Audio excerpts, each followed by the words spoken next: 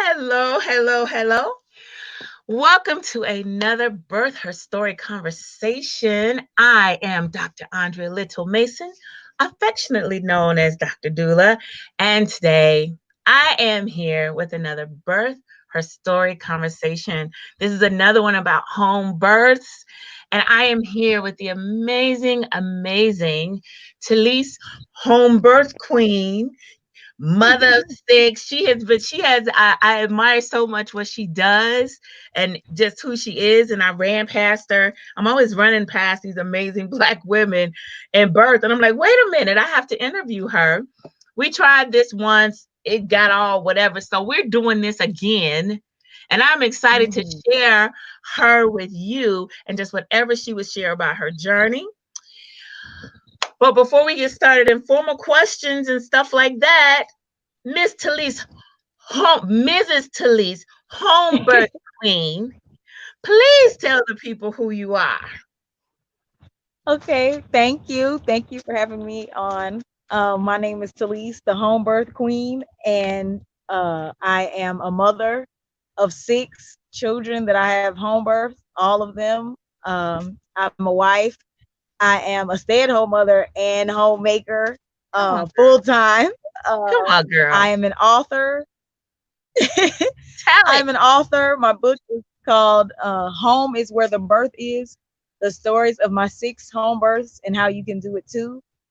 And I also am mm, I would say a home birth advocate. And it's my mission to help re-normalize home birth, breastfeeding, and postpartum care. And one of the ways I do that is through social media. So I have a page on Facebook, Talise Homebirth Queen, and on Instagram, the same, Talise Homebirth Queen.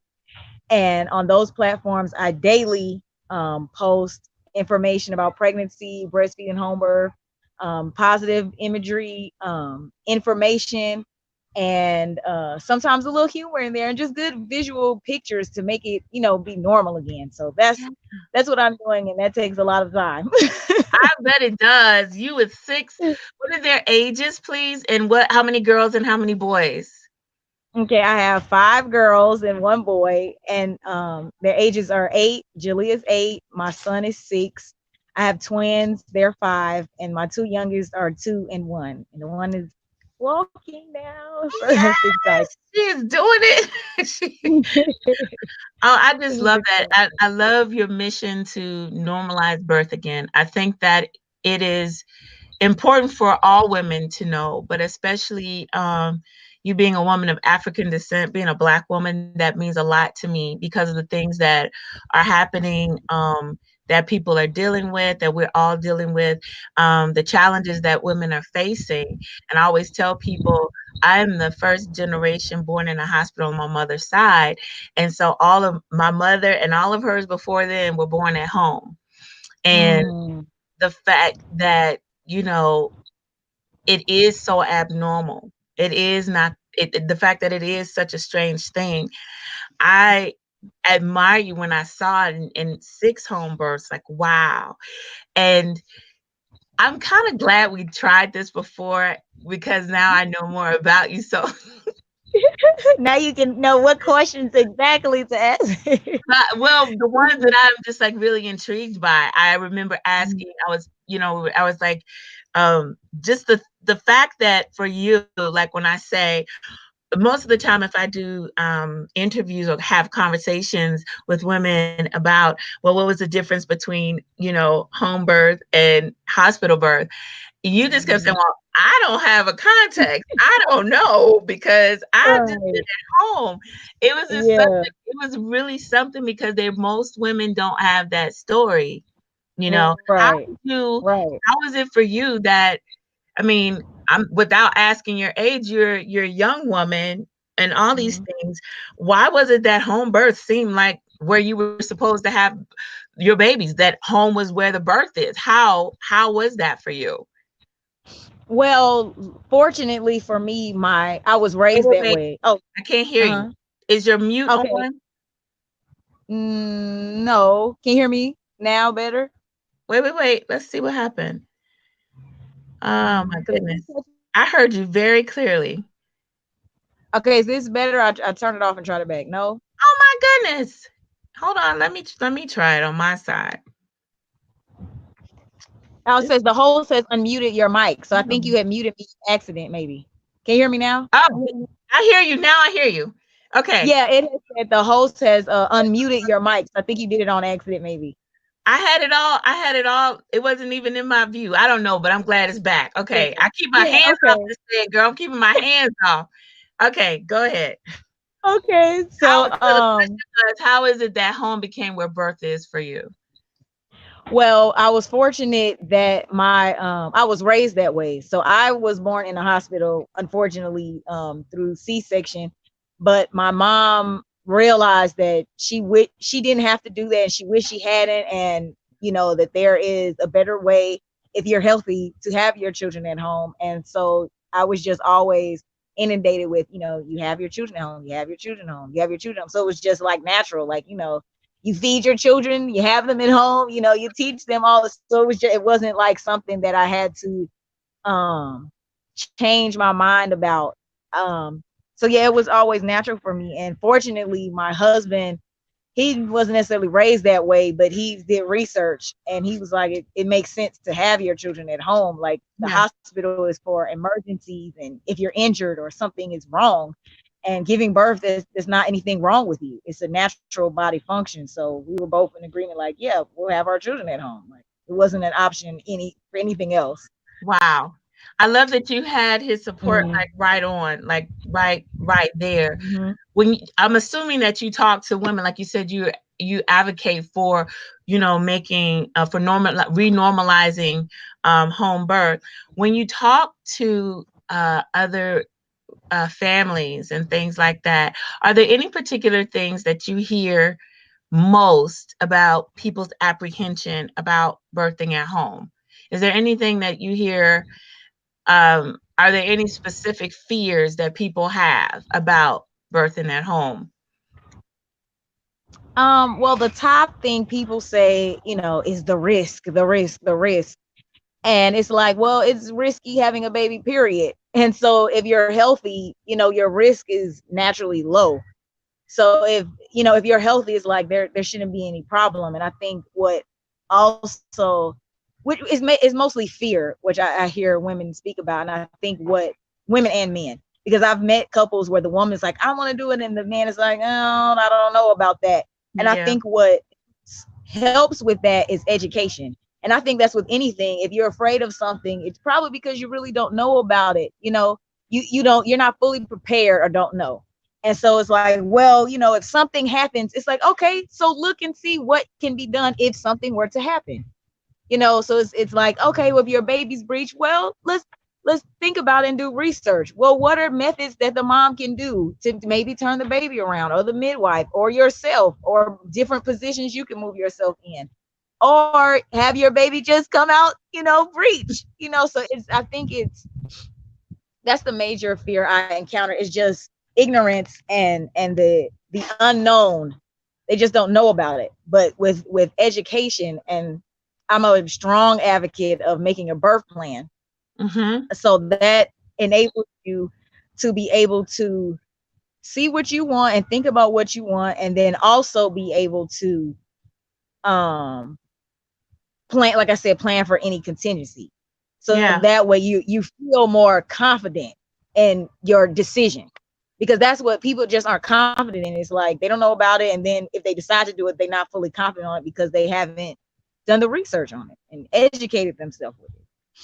Yeah, I asked a question this the other day on Facebook, and I was asking, what is the difference between the support a woman would need having a baby, or would be expected to have having a baby in the hospital versus having a dis-ease in the hospital.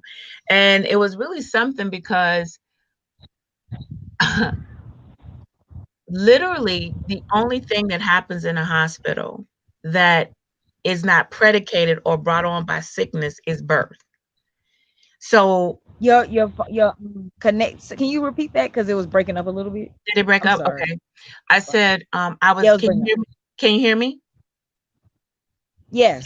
Okay. I was saying that um I had asked a question about the difference between what the experience is like for a person that goes in the hospital to have a baby versus the Mm, person that goes in because they have a disease, something wrong in their body. mm, And mm, I got a few answers about things, but I think I was having this thought, and you were talking about the fear, and you were talking about the, mm, people basically being ignorant or lacking knowledge. mm, If the only so like I know you haven't been in the hospital to have a baby, one any of your own, but literally most of the things that are set up, and now they have beautiful, they try to beautify the birthing rooms, but most of the setup is still very much hospital like. So you're still in the mm. same type, you're in a hospital bed. The arms go down in a certain way. You put on the same hospital robes that you would put on if someone went in for a surgery, or if someone went in Right. for some type of thing. It's the same thing. Mhm, And I literally had this mhm. thought this week that that framing of what birth is, that mentally it feels like it's almost like I'm wondering if after a few generations of this being normal, if there isn't like a built-in like PTSD, like, that people see a hospital gown, people see the bed, people walk into the same doors that you do when you have a you've come in when you're sick, and that they instantly put themselves, the fear is just a thing that's happening because we're walking into the same framework. you know it's the lack, Mhm. I think it's lack of knowledge. I think it's just the whole concept is this is the same place. For some people, it's the same place where I came when, my parent died. This is the same place where I came when my Mhm. son fell off his bike, or when so and so got in a car accident. And now I bring that, Right. Right. and we try to separate it as if that same energy does not come with us when we are coming to have a baby. Oh my goodness. The difference is most of those things are unpredictable. You didn't know that the challenge was going to happen with the family member. Right. You didn't know that Right. this thing or that thing could happen. But you knew that when you Mhm. got pregnant, that a few months later, someone A you're baby's going to come out. the baby's coming. You know, Right. the I baby think was that is I've never thought about that. I think that is phenomenal because I was just gonna even touch on how we're programmed through yes, how we're programmed from movies and stuff that is supposed to be dramatic and yes, traumatic and dramatic, and it doesn't yes. have to be that way. And in fact, I was speaking to a sister earlier and she was talking about how oh my goodness. She was talking about how, oh yeah, well, we were talking about how you see doctors in the white coat, and it makes you think that this person is an authority. But how could this person be an authority over you and your body and what you know what's best for you and your body?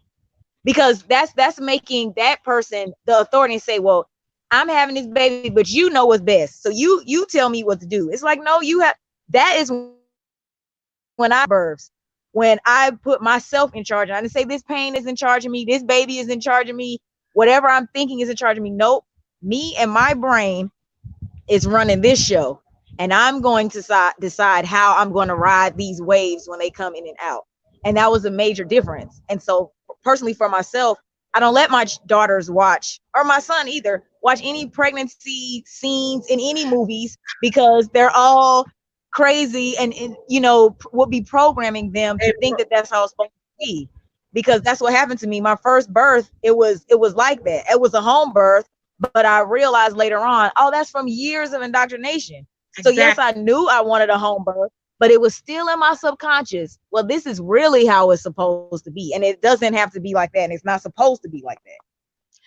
I love everything that you just said. I mean, when you talk about the indoctrination, I remember I've never had my bag of waters break. So I don't know what that feels like to have a gush or to have a a trickle or anything.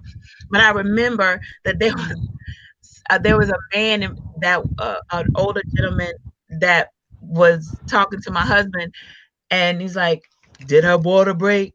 She ain't in labor unless her water broke." Because on TV, that's exactly Exactly. what they show. It's Exactly. but that is, I mean, there are so many women for whom that doesn't happen, and that's That not a first time. that only happened to me. That only happened to me one time, once, and because of TV, I'm expecting like, wait, my water's supposed to break. And then when it did, it's not like the TV either. It's not like, oh, now it's time to go have the baby. Let's go. It's not. It wasn't even like that. It's just, Literally, but because the medical institution and hospitals in this country it's a business. So it's like the business, all these businesses are connected. So it's like, okay, the entertainment is connected to the hospital, all like the commercials, all this stuff is connected. And so when you have the TV shows that say you need to go to the hospital, and then you go to the hospital, and then you have the trauma and the stuff, then they can exactly. upsell you. They can upsell you and say, oh, well, it seems like you need a C-section because it costs more and it's more money for them in their pocket. But I mean, when I really took the time and read like all the stuff that be going on in hospitals, like people being charged for skin to skin contact, meaning Girl, yes. you're charging me to hold my baby that I just gave birth to. You're charging me to hold my baby I just gave birth to. It's just like, it doesn't make No, sense. wait, what I was told was, well, no, well, what I saw they were writing was, no, it wasn't skin to skin, it was the personnel. Okay, put personnel. What they put on that receipt that you and I saw was skin to skin. Skin That to wasn't skin. wasn't like $57 or something ridiculous for like 10 minutes. Yes, So that's ridiculous. ridiculous. That's I was ridiculous. Ridiculous. It's crazy. And I love what you were talking. There were a couple of things you said. The first one was when you talked about going to the hospital. I've heard midwives, I heard one just this week, a few days ago, that talked about, even the notion that it's like as soon as I feel pain, I think, oh, okay, I gotta go to the hospital. I have been with women where they were like, you need to try to encourage her to go back home. Where the nurses would kind of pull me to the side. She's they the twice it was the women and the families that insisted I want to stay here, not the doctors, not even, but because that is what they have been conditioned to believe. And even the nurses, they were like, listen, if she stays here, she's 2 centimeters, her contractions are whatever. I know she wants to be here, but she really doesn't want to be here. She wants to go and allow her labor to go on its own, and then maybe come back. I had someone twice, a nurse sneak off and say, I'm just gonna, you know, maybe you can convince her or her parents. I know they're afraid, they don't know what to do, blah blah blah blah blah, which is that lack of preparation and education you were talking about. Mm, That's one thing. Just, yeah. just the whole notion of I was talking to somebody today, just the unrelenting trust that immediately goes into, like, I will not question. Now check this out. So my family had there was someone very precious to us, had a family, we had a family emergency, had to take them to the hospital. Well, Mm. grateful. I always tell people I'm grateful that we have medical, services and things Oh, like it's that. breaking up real bad now. It wasn't breaking up. Now it's kind of breaking up really bad. Okay, hold on. We'll try to fix Okay. this. Can you hear me now? Not yet? Yes, Is it still breaking? it's still you still that man. Computer love. Where were you before? Go back and sit where you were before. See if you can sit back. Were you in the same place? I haven't moved. Okay, And okay. and it's been breaking up a while, but I can usually hear you, but then it got really bad. I couldn't hear you. Oh no. Okay. Okay. All right. All right. All right. I was talking about. Can you hear me now? No. Yes. Yes. Okay. I was talking about um the trust that we put in people, the trust that we put into individuals, that we just, like you said, the white coat, that's the person that I'm to trust. But when our family had the situation going with our family member, I noticed a difference. There was a trust that was placed.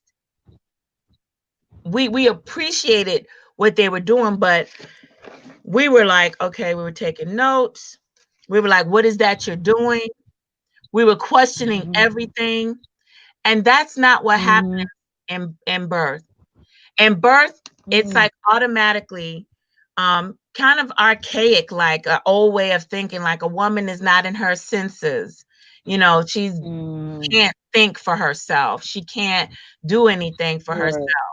And so, like when you talk about Mhm. the way you made decisions, the way that you knew what you wanted, talk more about that.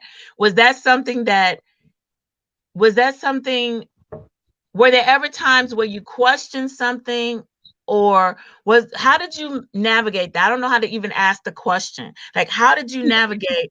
Was it just like, okay, first of all, this is not a medical emergency, so I'm just trusting my body? Was there ever a time you didn't trust what was going on, or like at all, or anything? I think, and I'm going to answer your question, and I really want to touch on the white lab coat. And if you Yes. notice, it's not just doctors, it's dentists, it's eye doctors, it's anybody who is in that medical field. So it automatically has you programmed. As soon as you see it, boom, they supposed to know what they're talking about. And what's deep is most doctors have never actually seen a natural birth. They've only seen hospital births. So after a certain point, they like, well, it's about that time, ain't it? And it's like, there is no time for birth. So I just wanted to touch on that. Myself, Wait, wait, wait, my wait, first, oh hold sorry. on. Don't rush past that, because people don't Okay. understand that there is no requirement that physiological birth, like from start to finish, without intervention, without monitors, without IVs, without anything. Mm-hmm. There is no requirement for doctors to observe a birth from start to finish, whether it takes 2 hours, 12 hours, or 48. That is not a part of what Right. they're required to do. And I think what you said was really, really, really profound, because even when I did volunteer work in the Dominican Republic, we had our I can't even, what do they call it? The word left me. We had our scrubs on, Mm-hmm. but we also, when we were in there, we put on white coats. And See, that was see. even to do the volunteer work that we were doing. So when you talk about that, it projects like this person should know this gives this person a Mhm. certain whatever. You're absolutely right. So continue. You were going to talk about, I think, how you whatever, I forgot what I asked something. Um I think it was We were about talking, we were you had asked me about the trusting. process and what did I ever feel like I wasn't, yeah, trusting myself. So I Yes. think my first birth, I didn't trust myself, and I think that had a lot to do with, like I mentioned, the indoctrination of I was 20 some years old, so 20 years of indoctrination. First of all, how I came into the world, which I came through a C-section, and then the indoctrination from that moment on made it so that just what I thought it was going to be, it wasn't. And so after a certain point, I remember um saying, just give me the drug. Now I'm at the house. It ain't no drugs. She don't got nothing. The midwife. I'm like, I said, I know you got something in that bag. And she just was cracking up. She was like, first of all, that baby's gonna come out. So, and I don't have nothing in my bag because we had already discussed you didn't want to do that. So, you know, tough look, keep pushing. But after that experience, I just was like, I don't think it needs to. I mean, I'm seeing other women, do it calmly. I'm like, I don't think I have to do it this way. And so I luckily my next midwife really helps me heal from that process and really like not necessarily see it as traumatic, but just see it that's how it was, that's what happened. And how can I'm a person who's about improving. I'm always trying to improve myself. So I'm like, okay, if it was like that, how can I do better the next time, the next time, the next time? And luckily for me, I found hypnobirthing, and I feel that is utilizing that, which is basically putting yourself in a state of relaxation, and I say like a bubble.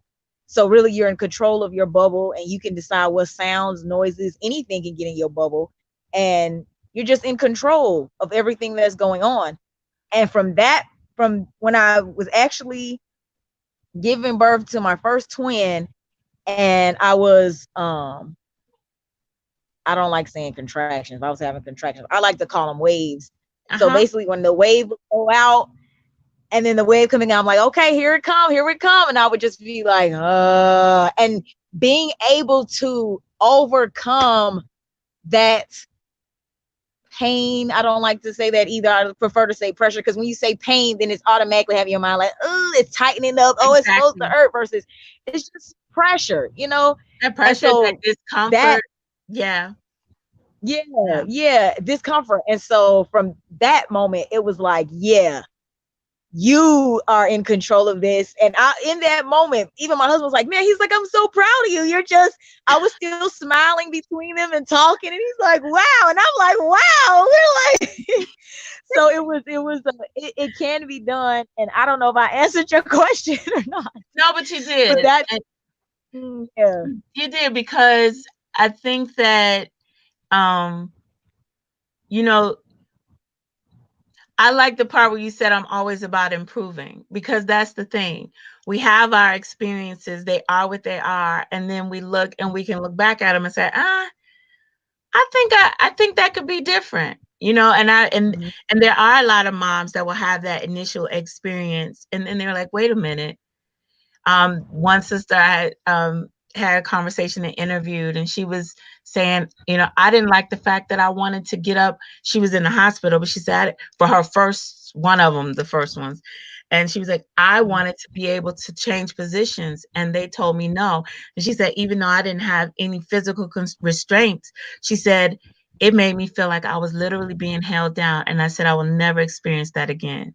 When we go and we look at the effect that things are having on us, and we realize, no, Mhm. I'm really free to make a different decision about that, then I think that that's what empowers us and can empower us, you know? Right. I definitely, take my hats off to women who, are VBACs, or, they've had, even just a normal hospital birth, and like, no, I want to do something different. And it's just, I've heard stories of women who have been in the hospital, and someone came in, or a situation was going on, or they just, like you said, it's a scare. The hospital is not a warm place. You don't feel at home. People are coughing and sneezing. You know what I'm saying? If you were in the hospital emergency room waiting, somebody just got shot, you know what I'm saying, getting wheeled through. It's just too much. And so it's like, it's like it's like, this particular case, this woman she had dilated maybe like to 5 centimeters, but she went all the way back to zero. Like, she closed all the way back up, and they had to end up doing a C-section, because her body was like, it was just traumatized. Like, I don't want to give birth in this kind of environment. And they were like, well, we don't know what's going on. So we're just like how they do. But it's just, I just feel like, I just can't say it enough. If you're comfortable at your house, most people are, you know what I'm saying? That's your house, that's your domain. You're going to decide how things go in your home. So why not be in control of something that's just an extremely important event? Like, I don't think it's enough talking or discussion about how important how you bring your child into the world is. It's like, people, just because you can't necessarily remember something doesn't mean it's not affecting you. You know what I'm saying? Mm-hmm. Coming, just imagine how you feel when you laying in the bed and somebody bursts open the curtains and the sun hits you in the face. You're a Yeah. grown up. But imagine Yes. being in the comfort of your mother, and then you're now, it's bright lights, it's noises beeping. People, I've watched videos of them taking the baby. You know how they wipe them down? It's horrible. I hate it. It's like the rough here. You know what I'm saying?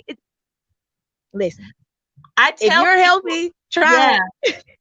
I tell people, Please. One of the things that I do when I talk to people, I have my Sankofa Birth Ambassador workshop. I have one today. It's my last session for a workshop Okay. session that I'm having today.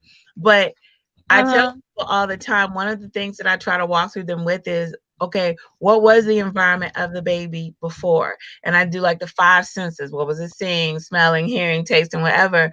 You know, our job as, when they're born is to let them know that even though they have come through this really tight space and life has changed, is my belief is that our job is to reestablish what safety and security feels like. What does it feel like to be on this side of that? And so Mhm. how in is the what's the best way? How can we mimic to the best of our abilities what they knew as safety their entire existence? Um, there's no reason why in 2019 people should still have to take a baby away unless there's an emergency. But they still take the babies and put them on now. So you literally babies just here and they're over there like this. So they were like this. They were, touching things. Now they, oh, but they're under a heater. They're fine. We put them under a heater. They're fine.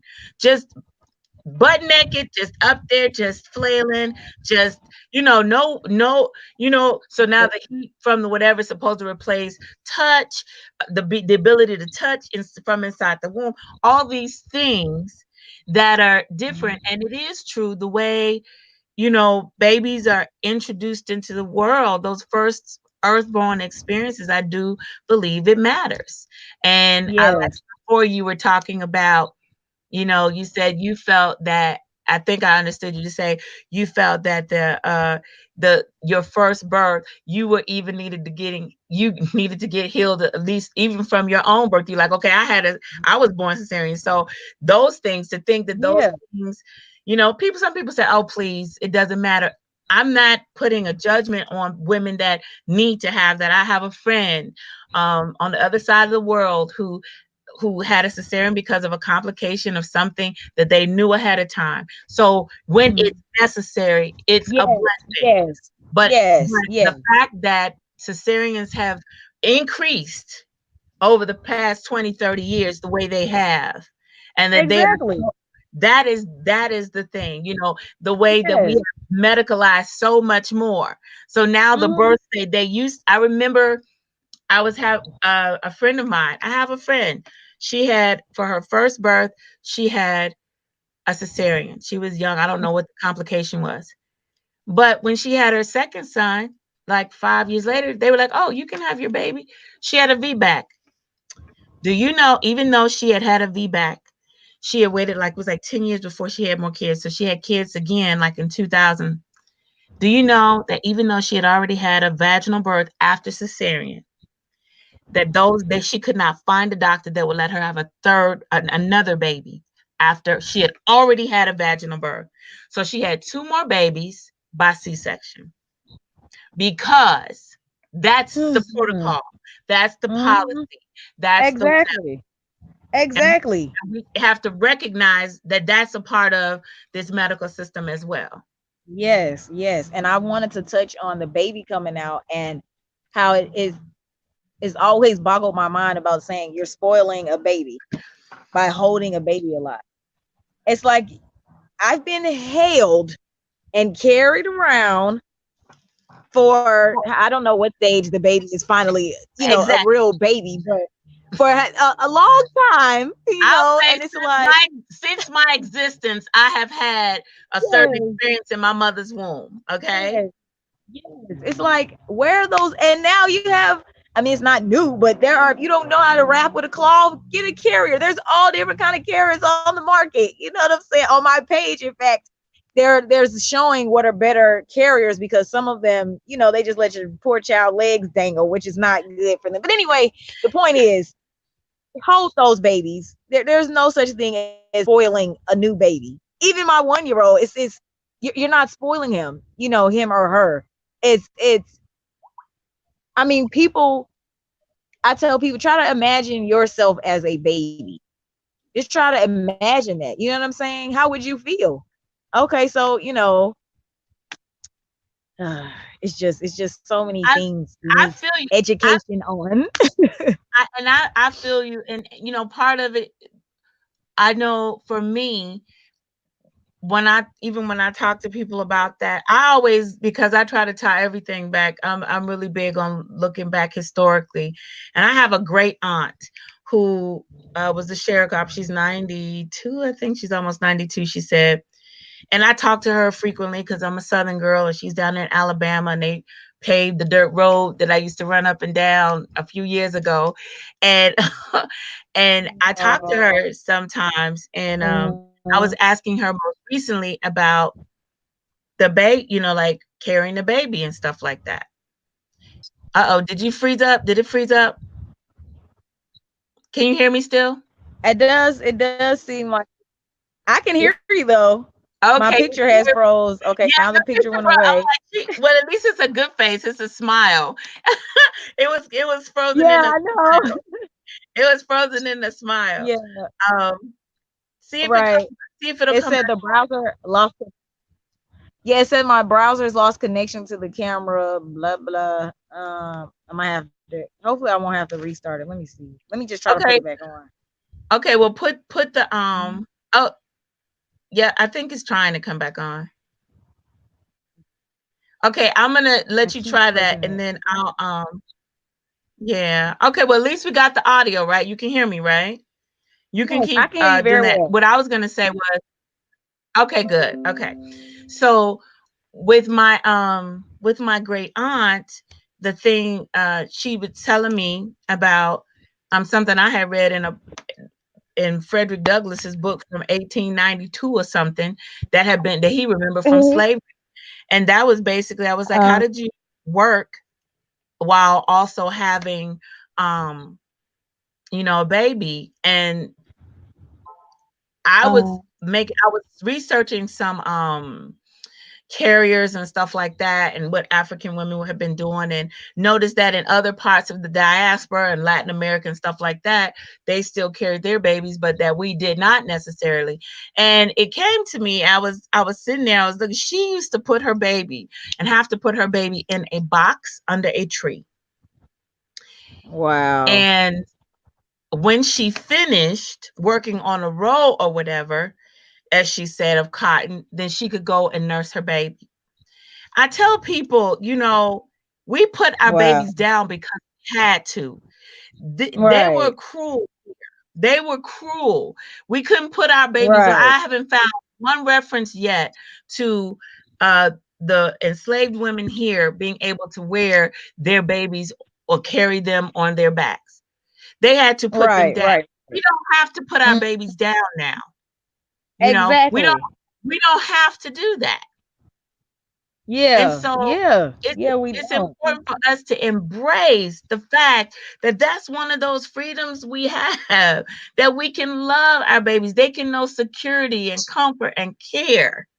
They can know that. Yes. And also, it makes it easier. Like my daughter, yes, my back may be hurting, but when she's on my back, most of the time she goes to sleep, and those naps are very, very long. So yes, maybe I got to sit down while I'm eating, or when I take her off finally, I'm like, good Lord, girl. But versus when I put her down for a nap, now she done pop back up because somebody made a loud noise, or it's only been 30 minutes. You know what I'm saying? Yeah. Versus 2 hours on my back. Yeah, I think I'll take them 2 hours on my back. How do you You know what carry I'm her? Do you saying? carry her with the cloth? You carry her with the cloth? No, I have a carrier, but I have used cloths with some of my other children. But Wow. yeah, I just use the carrot snap and keep it because it has a little cover that goes on her head. I love Uh-huh. the ones. The one I have has a cover.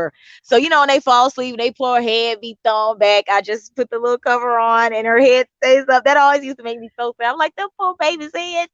I know, I know. I love that. But Okay. yeah. I just love, okay. Oh, one more thing I have to ask. Uh-huh. Twins. What Okay. was the experience? How was it different for you birthing twins? And I won't say at home because you don't have a frame of reference for anything else. But Yes. how is it different birthing twins than birthing your singletons when you gave birth? Well, how is that different? What do you recall being different about it? Well, first of all, I didn't know I was having twins. First and foremost, I didn't even know. Oh my gosh. Oh wow. And no clue, no extra clothes, no extra diapers, no nothing. So after I had my first twin, she was breech, and like um I was in the birth pool. This was the hypnobirthing, so I had my control. I was breathing her out, and my doula came in. I guess she could tell by how I was breathing that okay, now is the end. And so when I was breathing her out, my doula was like, "Oh, there's her booty! Like, stop, stop, stop! You can't keep going. The same way you are breathing right now. You got to really calm down." So my husband was there, and she was like, "Tell her she got to calm down." And so he got up, and I'm sitting there, and he's like, "Calm down, calm down." So I slowly breathed her out. And then what happened after they got me out the pool? I'm nursing. I done wrapped her up. She laying, peacefully sleep. And so then I'm sitting here like, where is the placenta at? Like, what's the holdup? So Wait, how much time had passed? How much time had passed? an hour. You A whole hour passed before this next child came out. So are during this kidding. hour, no. So during this hour, Oh my god. she's like, I was still trying to do my little breathing exercise, and she's like, "Man, forget the breathing. Like, just push this placenta out. Like, what's the problem?" But she told me later on, she was like, "I thought it was another baby." I was like, "Girl, I'm glad you didn't say nothing, because I would be like, what do you?" so so then finally, my husband came. It's been an hour, and he's still hearing me make all these sounds. He came. He's like, "What is going on?" So she's like, "Why don't you just try some?" Because I'm leaning over, I'm sitting up, I'm in the corner, I'm doing all kinds of positions. So she says, "Why don't you pick her up and then help her to squat?" So as soon as he picked me up and I squatted down, a leg came out.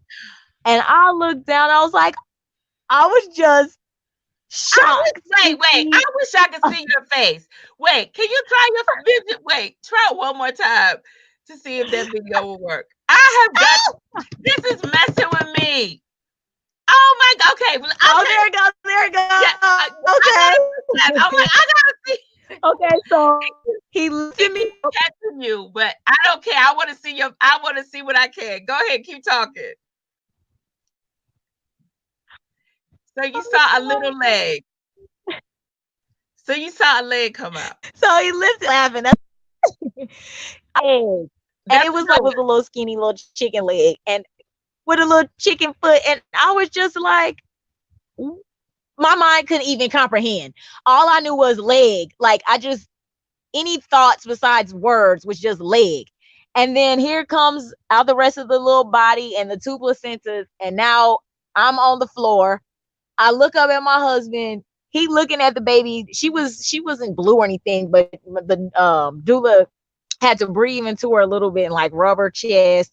But Yeah. my husband was like, okay, he was like, I'll breathe into her too. And then we hand her back. She's breathing. Her color is back to normal.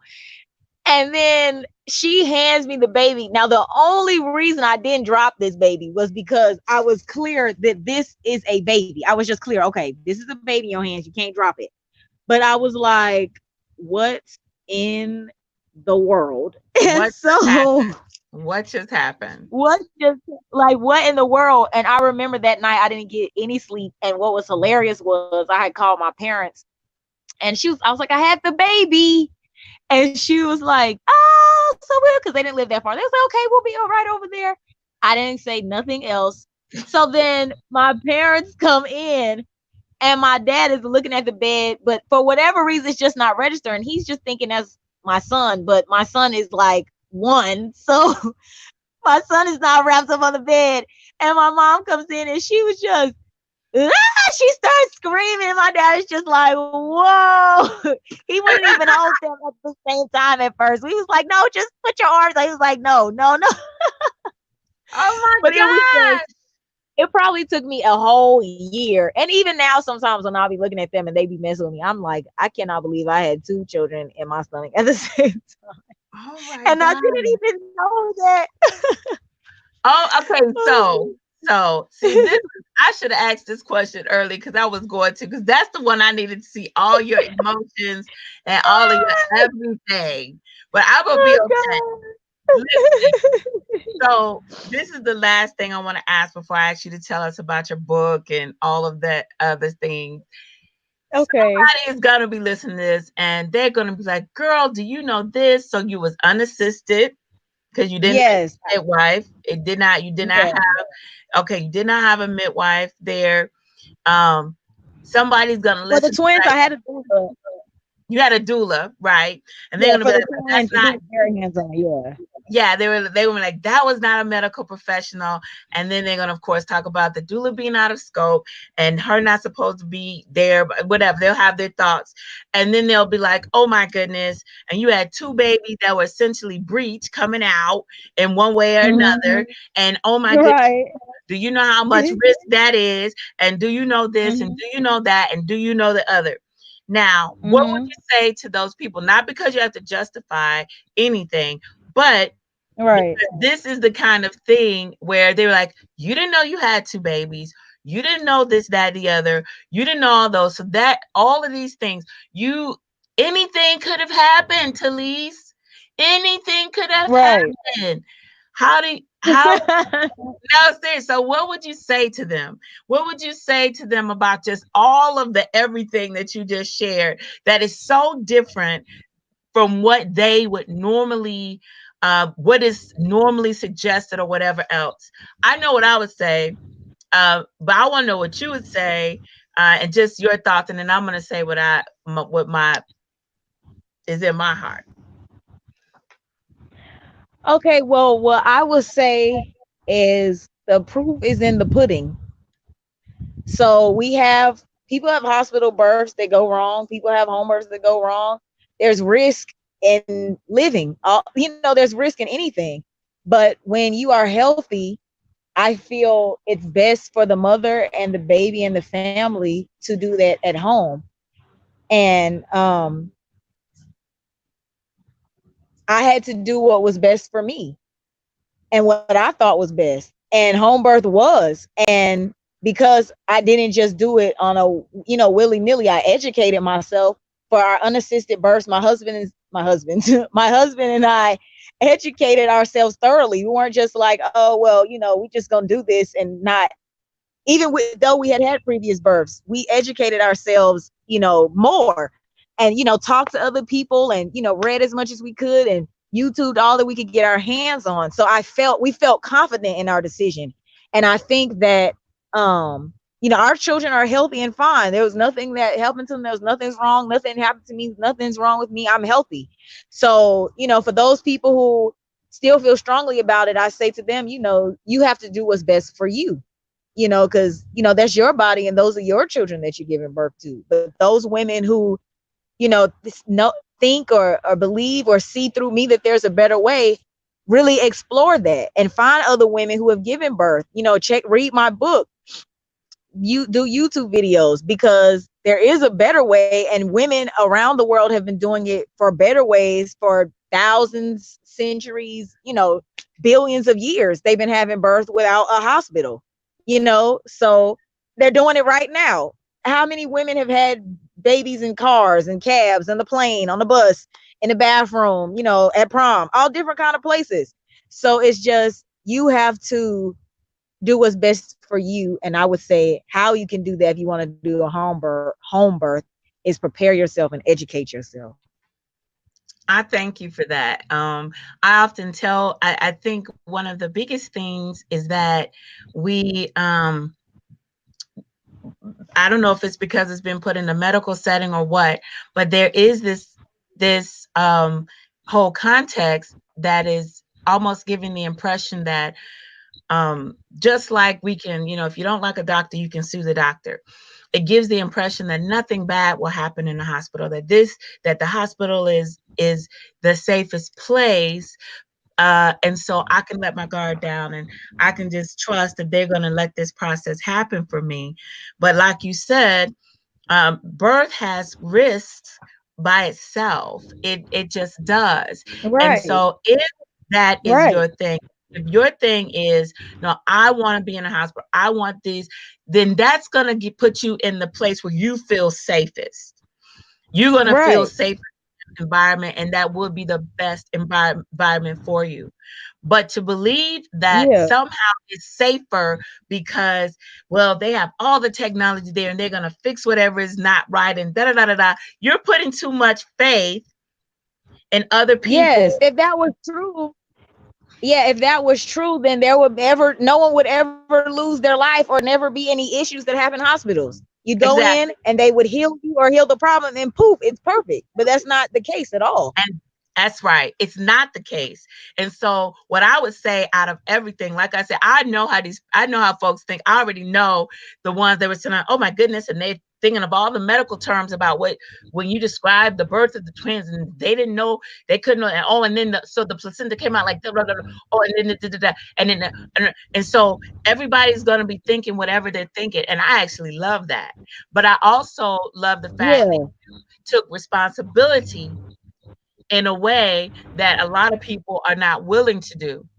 We have always, Yeah. if you're talking about people of African descent, we have enough evidence in the most recent past and recent decades to show that I'm not putting on all hospitals or medical people, but to know that for Black people in this country, the hospital has not Yes. been the safest place. Yes. Okay, there's Yes. evidence of Yes. that. So Yes. the notion now Yes.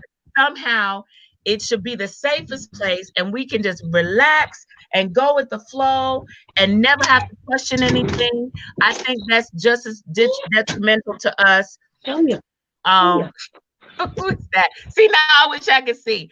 It's just as Oh detrimental as anything else. So, okay, I'm gonna get ready to let you go because I hear people that I can't see. I want to see the people. no. No.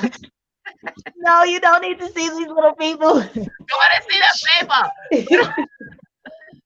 Okay, well, just tell us before we go. Tell us about your book. Tell us, so we can know. Tell us more about your book, and then how people can get in touch with you or get your book. Did you hear me? Oh no! Can you hear me? Uh-oh. Let's see. Let me try to. I can't see her face, so give me a second. Let me see if I can make this do. I'm not sure what happened. I'm gonna try to get her back. If not,